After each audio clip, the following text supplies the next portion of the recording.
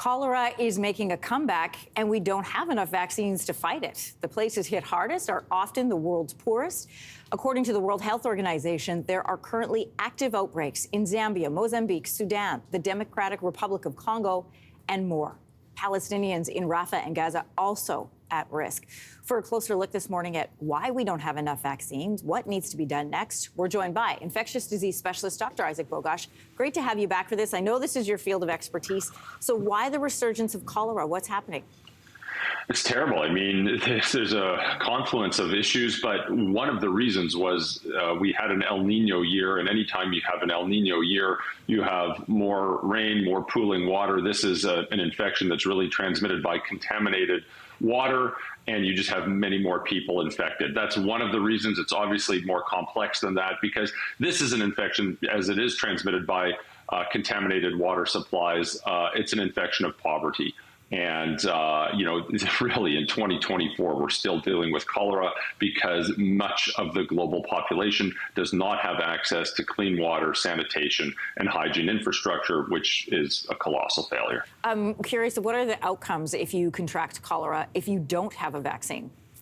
Oh, it can have a mortality rate, depending on the outbreak, of anywhere from 1% to 4 or 5%, sometimes even higher than that. People think, oh, that's a low number. But when you look at the number of people that get infected during these outbreaks, it's staggering. And you can have thousands and thousands of deaths, all of which are preventable. So, for example, in 2022, there was about 470,000 cholera cases reported to the WHO that year. That's still a gross underestimate. 2023, there were over 700,000 cases reported to the WHO. Again, a gross underestimate.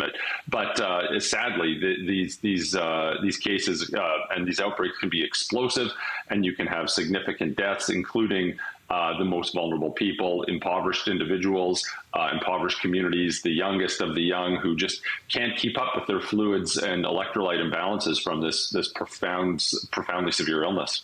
And I'm guessing that the lack of vaccines is the fact that those numbers that you've just pointed out to us have almost doubled in the last year.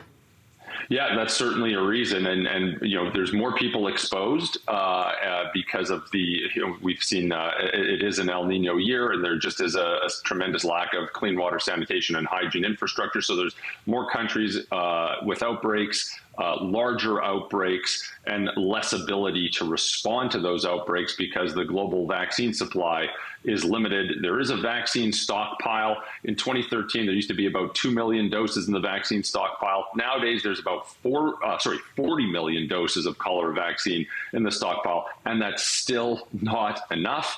There is hope on the horizon, and fortunately, by 2025, it's estimated that there may be 80 million doses in the stockpile, and there's going to be more vaccine manufacturers that will be producing the oral cholera vaccine by 2025. But again, I think it's still important to take a step back and look at root causes of this. We still shouldn't be having cholera outbreaks, especially of this magnitude, and we should really be working on ensuring that everyone on the planet has access to clean water and sanitation. Yeah, you have visited these areas, Dr. Bogosh. So, what does it look like? Tell us, where does this leave people who live in areas where there are outbreaks that are happening? What does that look like? Yeah, it's awful.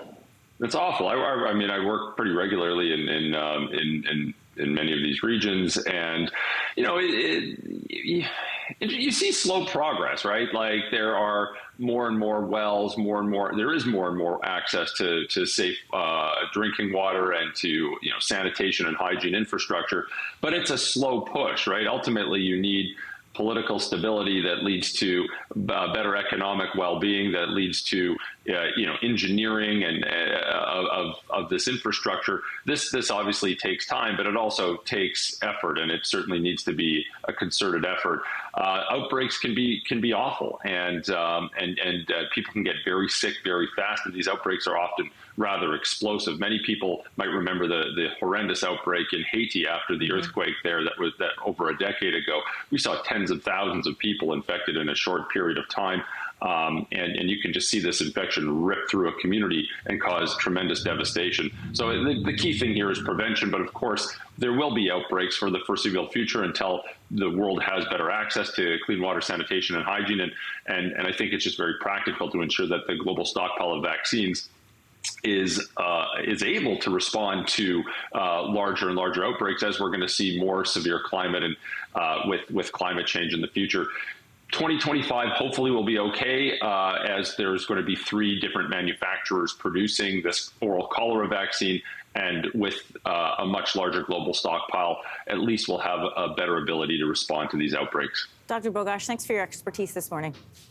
My pleasure.